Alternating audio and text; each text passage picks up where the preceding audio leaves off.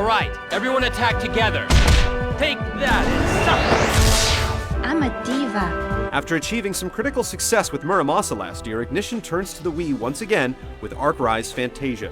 Rather than pushing the genre forward, Arc-Rise Fantasia is a throwback to the PS2 days, emulating the style and feel of other popular series. Is there a viable RPG behind the poor localization effort, bland aesthetic, and excessive grinding? That was easier than I thought.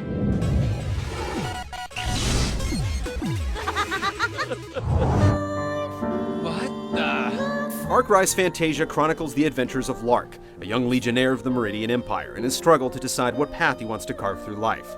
The tale centers around religion and political turmoil, with the main cast of characters caught in the crossfire and given the means to determine the fate of the world. Initially, you're led to believe one destiny is the best choice for the world, but things are never that simple in these types of games.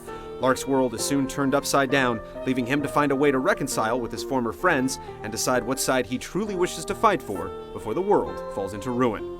There are a few genuinely surprising twists and turns, but they're not enough to overcome the poor delivery. You were either too slow to react, or you've really got some guts. The voice work is absolutely horrendous, making it impossible to get emotionally attached to any of the characters. The writing is on par with your average fan fiction, naive, bland, and sure to evoke some yawns. But even if the production was turned up a few notches, the plot holes are big enough to drive a tank through. You'll slap your head in disbelief more than once before the sun sets on this quest. I thought you were going to call me girl. Do you call everyone girl?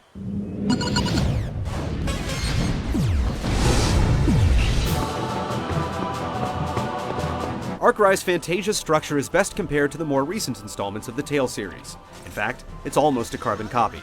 There's a massive world to explore, divided into open field environments, dungeons, and numerous towns and waypoints. Each serves the same function that we're accustomed to, and there's little deviation from the blueprint. Veterans will be able to jump right in and feel at home, while the opening segments provide enough tutorial elements so newcomers can get a handle on the action. Rather than burden you with random encounters, you're allowed to trigger fights at your leisure, making it theoretically possible to battle at your own pace. This is completely negated, however, by the constant need to grind in order to advance. At first, you'll need to bolster your power in order to overcome the numerous boss encounters, though once the regular enemies shoot up in power later in the game, you'll need to grind simply to survive. It needlessly drags out the length of the game at points, and is just incredibly boring. Sorry to disappoint you. Part of the problem is that brute force is the solution to everything, despite the inclusion of an intricate weapon and magic system. As you progress through the game, you obtain new weapons and magical orbs, which can be upgraded and enhanced after much toil. But building up these elements consumes a lot of time and effort, and it's hard to figure out what's useful and what's not. No matter how you cut it, you're going to spend a lot of time battling remedial enemies just to make any headway. It's not all drudgery though. There's a guild system that allows you to undertake tons of side quests that score you sweet loot, and there are plenty of secrets and treasures hidden throughout the world. The light puzzle elements in the dungeons keep things from getting totally monotonous, and the bosses provide a worthy challenge that will test your limits.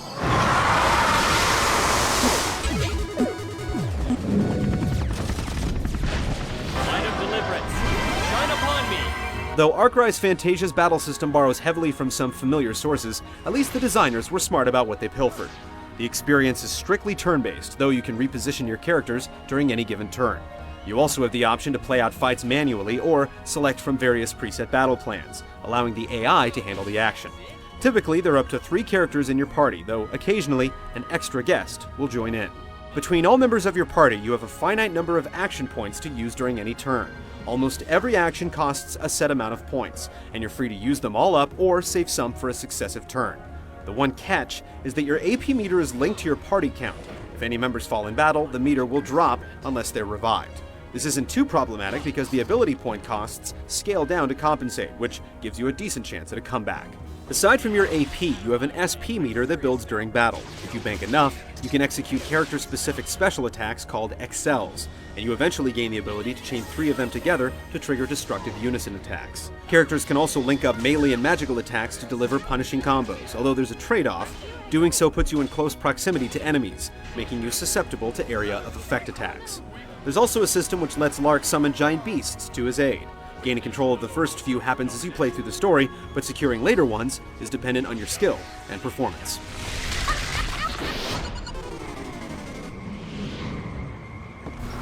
Well, what kind of a weirdo are you? A weirdo? Blurry models and heavily compressed images and videos are just a few of the issues with Ark Rise Fantasia's visuals.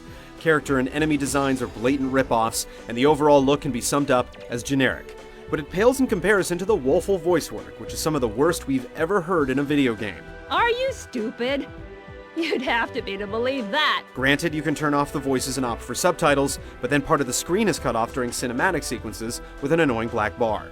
The soundtrack has some standout tunes, but it's not enough to compensate. I think we can make it!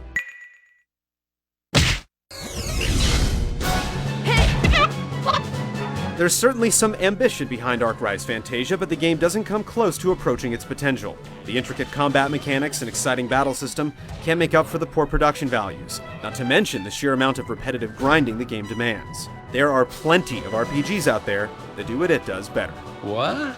What are you talking about? What is wrong with you?